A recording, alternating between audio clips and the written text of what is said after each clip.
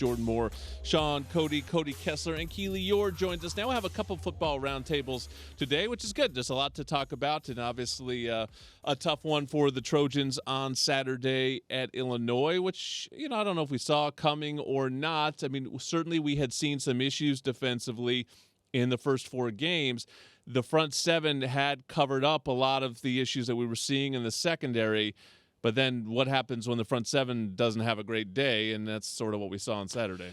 Yeah, I thought Illinois had a good scouting report on the weaknesses of USC's defense, and that had been some aspects of getting the ball out quick. I thought it's been tough because they've been really attacking the middle of the field on this defense, guys, and it's you see the slants, you see the quarterback when the RPO game, the linebackers bite, you get those slant throws. I thought the run defense really got washed out on the backside, and it looked like Illinois really had a good game plan just to keep attacking that point. And the tough thing is, you don't have the experience on the back end for you got to, on some aspects of defense, every player on the defense should kind of know how this offense wants to attack you. Like as a veteran player, you should know when you have young guys out there that don't really know or have that experience, you can't recall, how are they trying to get it to Beatty, coming over the side, who are their weapons, what are the formations, like what am I looking at to tell me that can give me some hints to what this team offense is trying to do. You just don't see that recognition out there. You don't see the adjustments to those, and I think the frustrating part is just those kind of aspects of things which in some aspects you can't control because of the youth that was because of injuries is out there. So that's just watching that's the frustration I get as a former player watching this defense. Yeah, and that's 100% true from the offensive side of things. I mean, you go into a game plan as a coordinator, as a quarterback, you want to mix it up and show you a bunch of different things, but the most important thing is you're going to have a theme that day. And as a defense, once they figure it out, that's where those in-game adjustments happen. It just felt like USC either couldn't figure it out or couldn't stop it, and they knew it was coming, they couldn't get the job done. But I think the most important thing was obviously getting the run game going. That was tough because we trusted that front four to be able to be physical in the run game and put pressure on Luke Altmaier. But when that didn't happen, Lynn started to have to play a little bit more guys down in the box and bring some safeties down and play those cover 4 looks so that they could have run support with the safeties, and then you put the corners on an island. And that's not a recipe for success. So to your point, Jordan, it's tough. We've been able to kind of cover or mask some of these issues with the corners because we were getting home with the front 7. Now when that doesn't happen, you got to change up some of these calls, bring some more pressure. I mean, the only sack we had was on a corner blitz. We weren't getting home, and then you leave those corners outside exposed, and Illinois was taking advantage of it all game long. And to Shaun's point, like the one guy who the coaches regard as the coach on the field for this defense is Kamari Ramsey. And when you lose him, how many times did we see in the first 4 games he would help Bishop Fitzgerald or Christian Pierce kind of get in the right spot, help everyone on the backside. He's the green dot guy for the last couple of games. When you lose a guy like that, that just compounds that problem in the secondary. So it went from bad to worse quickly. And Cody, too, there were no negative plays. You mentioned the one sack. For the most part, Illinois stayed out of penalties as well. So they really stayed out of predictable down and distances. I mean, We're talking so much about the pass defense, but I thought the run defense, a season to me is like in football, it's like a pressure test, right? They're going to try different things in different weeks, and especially depends on your opponents. I mean, I think when we talk about Michigan next week, we're going to start talking about different things than we talked about all season, things that we feel like USC is really good at. Well, we might not be as good as we think because we're all of a sudden going to go up against some really good players in different spots. And that's what the Illinois, I sort of took run defense a little bit for granted going into this game. And then you play the whole game at 2nd and 4. 2nd and 4 is rough when you don't feel great about your secondary in particular. 2nd and 12, which is what they've been playing out of for 4 games. All right, we can make that work. Dan Lynn can make that work, but the run game really set up the pass for them. Yeah, you got to earn your pass rushers. You got to win on 1st and 2nd down so you can put them in obvious passing situations. But I know this is a defensive segment, but you got to put that on the offense as well. We spotted them 7 points to start the game, so now they can lean on the run. Then we have that turnover coming out of halftime. They go up by 4, and then a 3 and out, and then they go up by 14. So now they can lean on the run. They're not in that urgency to where they have to start throwing the football. So it was a combination of everything. But, yeah, that was the biggest surprise for me. That's what this defense can lean on. And this Illinois offensive line has been struggling. I mean, they had 2 yards rushing against Indiana. I know they were down a lot in that game too, so they didn't run it a ton. But they also gave up 7 sacks in that football game. And it wasn't like they figured out some magical recipe this week. They were just better in winning their one-on-ones, and we couldn't get home with the pass rush. Now, I know they only threw it 26 times, so there weren't a ton of opportunities. But it was frustrating for me because that's just something I thought we could lean on in this football game. Yeah, the the really frustrating part to me is you know where your weaknesses are. They've been on the back end. You have some injuries, and you're that. And when you're the front seven, your guys up there with some, the guys are supposed to lead this defense.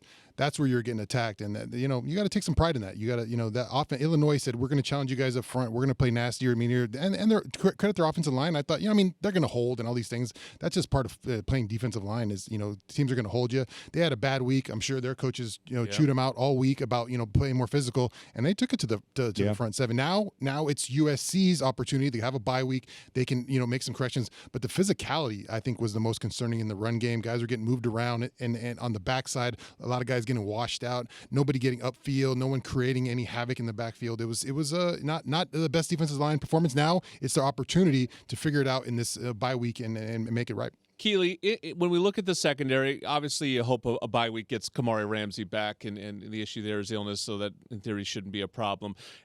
Otherwise, Alex Graham seems like, a lot of people sort of hope you could take us into it a little bit because you were around camp a lot. He was a guy that certainly opened up some eyes and maybe would have had a role early on this season. We don't necessarily know where he's at, but it sounds like he did return to practice. So your hope maybe in 2 weeks is that there's another body to throw out there who could help. Otherwise, but he's just a true freshman too, so it's still more youth. But you just right now trying to find some guys. Yeah, he returned to practice last week. Coach Riley said hopefully they'll get him in action in Michigan game, given that the bye week will give some more runway. But he was a guy who once Prophet Brown went down in camp, he became that nickel guy. But they also had some reps at corner. I think he's a guy that they like to just have that. I mean, they tried everyone in the secondary. It was a lot of versatility in camp, but I think he's just another body. And then the biggest question mark is they didn't list Prophet Brown as a season-ending injury. Is he coming back at some point this season? Is it still on the fence of, hey, let's redshirt him? Not sure.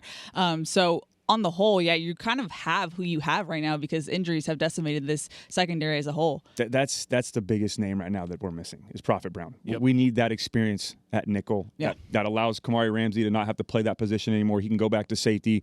This game with Kamari being out, they attack that. They attack Kevin Longstreet. They attack some of the guys that we put in there, and then they put Braylon Conley on an island on the outside. They did a good job on offense of getting after that, but Prophet Brown is a name that is very missed right now for this USC defense. This front 6 or 7 have to figure it out. This defense is built on them. They have to take the onus, the responsibility.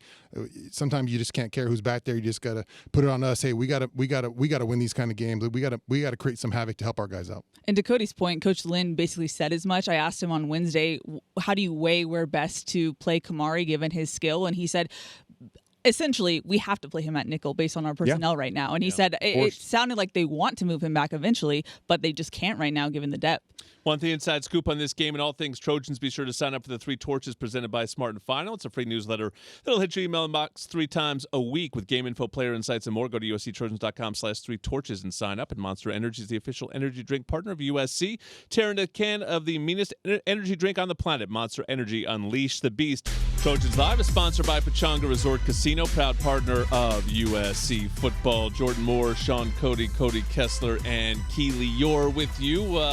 Second football roundtable, so let's switch to the other side of the team and take a look at the offense, which, largely was impressive again, guys. I just it didn't seem to me like Illinois had any answers. I think Lincoln Riley pretty much said that to us in the post-game press conference. He's like, I felt like we were moving the ball well all game right from the first drive, but in a low-possession game, you just look at, the fumble on the first drive. Jaden throws his first INT of the season. You have the illegal man downfield, which chalks off a touchdown. And then you had a little rut there by Mayava where he had the 1 3 and out on some high throws. And boom, that's 4 possessions. And the pressure that you're under in a game like that, that's just how it is. You don't look back and say, oh, bad offensive performance, but it wasn't perfect and it needed to be almost perfect. And what's crazy is you put in those conditions, but you also lose Elijah Page. Yep. You lose your starting center at the start of the game. And then you also, credit to Jacoby Lane for coming in and wanting to fight and play, but you also didn't have him at full strength. It's still a great performance when you account for all of that, and yet that still wasn't enough for this team. So it was frustrating to see in that regard. Yeah, just so much stress put on the offense when your defense plays at that. Really, it makes every possession critical, and kudos to them. They played well, but just didn't capitalize, like Coach Eure said, on every opportunity. The fumble is huge to me, especially when they defer. They get that basically 2 possessions right there where they're getting the ball. So that's big, and that's, if you're Wayman Jordan, that's a second one. And at a certain point, you keep putting it on the ground, you can't be in there. That's just part of football. You're a running back. He's got a ton of skills, but you can't put the ball on the ground. We got someone. It doesn't matter what you're caring for. We need to possess the ball. Quarterback's been good. I thought the tight ends were fantastic catching the ball, man. They were getting crushed all day. Talked to Lake after the game. He looked beat up, but man, just kept making possession after. And then Mekhi was fantastic. So yeah, just been a lot of pressure on your offense to perform when the defense plays like that. Lake McCree is second in the Big Ten in yards per catch. Yeah, wow. Second to only Jacoby Lane. Tough catches, wow. too, man. Tough catches. Keep That's getting him the football, and to those tough catches, man. That's where I'll start. I'll start with the negatives. I mean, I thought Maava played great all day, but he's got to work on some of those accuracy issues. When we did the recap episode, I would praise him the entire episode, and then we'd have a small part at the end, those first 4 weeks, to where he was just missing some open guys, and it didn't hurt him against Michigan State and Purdue and Georgia Southern and those games early on. But you can't, to Jordan's point, give up those possessions. You have to be able to hit when you have guys open and you have guys going over the middle. You have to hit them, but you also have to protect them, and you can't give them those high throws because then we start losing more guys. But overall, I thought they played well. I mean, I was so impressed by Maava. This was kind of the first adversity that he faced this season. Yeah. You come out at halftime, you have the pick. Then your defense does a good job of getting a 3-and-out, but then you go right back to a 3-and-out and you miss some open throws. At that point in time, I remember writing down in my notes, how's he going to respond? Because they're down 14 and this game could get out of hand, and he goes back to back scoring drives and he gives his team the lead. And I know at the end, in a perfect world, sure, would we have been able to run the football and maybe take a little bit of time off, at least maybe on first down, but you're not going to get a lot of opportunities to get one-on-one with Mekhi Lemon, so you've got to take advantage of that in that point of the game. You've got to be able to go score. So, yeah, overall, they did a good job. I was impressed with the offensive line, having to play some musical chairs.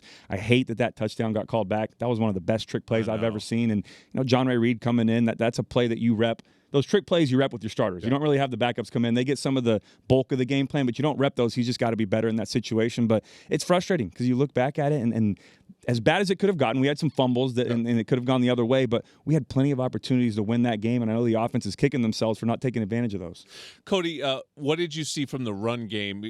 Kind of like Purdue, it was fine, just a little bit more of a grind, whereas at home, it's been like 9 yards a carry. Yeah, it wasn't as flashy as we've seen. This has been a run-first offense, and we've been putting up some 300-yard games on the ground. We've been going back and forth between Wayman Jordan and Eli Sanders. We didn't have that 1-2 punch. Eli Sanders was struggled. Non-existent in this game. Longest run was Hassan's. 16-yarder. Yeah. And Wayman Jordan, he still had a solid day. I think he had 94 rushing yards, 2 touchdowns. So he performed well, but you can't have that opening drive fumble. And to Shaun's point, the first one, all right, we'll forget about it. Once it happens a second time, it starts to become consistent. It starts to become a theme. And when you go on the road in that type of environment, not only do you spot them 7 points, you get that 12th man, that crowd even more involved in this game. And it's tough to overcome those mistakes. But, yeah, you just got to stick to it. I love that Lincoln Riley still ran the football. I mean, on that last drive, we went 4 runs and 4 passes, and Wayman Jordan had a 13-yard run before the 2-minute drive. So we were still balanced, even down 6 with 2 minutes left to go. So I'm not too worried about the run game right now, especially with the offensive lineman having to rotate a little bit. But, yeah, it wasn't as efficient as it's been the first couple of weeks. And Keely, you know how this business goes. You win the game, and they don't talk about the things you didn't do that well. You lose the game, and what gets lost is some of the amazing things. I mean, we have seen some great receivers here. Mekhi Lemon is just another one. I mean, I'm going to bring him up in the next segment too, but just heroic stuff from him down the stretch. Unreal. And I got to give Cody props. When he was looking at the high school film, when we did that initial, hey, who's coming to USC? He circled 6 and he said, this guy has it. So Cody was on it from the start, but Mekhi Lemon is just a real, it's not like we doubted that, but he just put it on his back on Saturday, and you knew that guy is good. And it's funny, I was actually near some injured Illinois defensive linemen, and they were like, I can't believe that guy. They were just in awe of Mekhi. So it was nice to be like, it's not just us who thinks that. You know what's wild, Jordan, too? People forget he played DB a couple of years ago. I mean, he's a team first type guy. Now he's getting his opportunity. It's great to see. All right, Mekhi Lemon is the subject of our over-under. That's next in our final segment of Trojans Live. One final segment of Trojans Live. Appreciate you all being with us and everyone that helps put this show on for us again today. Our over-under is presented by Pechanga Resort Casino, proud partner of USC Athletics. Mekhi Lemon is at 589 receiving yards through 5 games. That leads the nation. Look out. Over under 1275 for receiving yards from Mekhi Lemon. Michael Pittman's number, that's where I got that number. Michael Pittman Jr. in 2019 had 1275 in 13 games. I was going to smash the over. That sounds like a ton, though, man. It's a lot. I mean, it's basically... he's certainly on pace to do it. I think it really, obviously big game the other day without, with the help of his partner there. But if he gets his partner back, maybe that'll ease some tension in that secondary. I'm going over. The book's already out on Mekhi. You saw him a little bit last year, those last 7 games, and then you see him 5 games this year, and he's still producing at a high level. That last drive of the game, teams are still taking their chances with him. I think they're going to continue to do the same thing. If you get Jacoby Lane back, that's going to take some pressure off him. He's going to keep getting one-on-one matchups. I like the over. Yeah, I'm actually going to take the over, too. I think if it was last year with the depth that they had in the receiver room, I would take the under. But now when it's just focusing on Jacoby and Mekhi, I'm going to take the over. Really liked your comp. Steve Smith, that's a good. I was going to go with the sort of the lazy USC comp of Amon-Ra. I think from the USC universe, that's the closest that we've seen with Mekhi. But Steve Smith is a good comp. Man, Steve Smith was tough, man. And that's with Mekhi. He's physical in the run game, everything. He's just physical. Why is that lazy? That was my comp. Amon-Ra. No, it is. Do you think it's right though? Yeah, same body type. They play the game the same way, very physical. They're not the biggest guys in the world, but they like to go over the middle. They'll have some of those tough hand catches. But the thing that impressed me the most between both of them is the way they run routes. They're so smooth in and out of breaks, and they're tough to stop. We're getting in and out of this break. Fight on, everybody.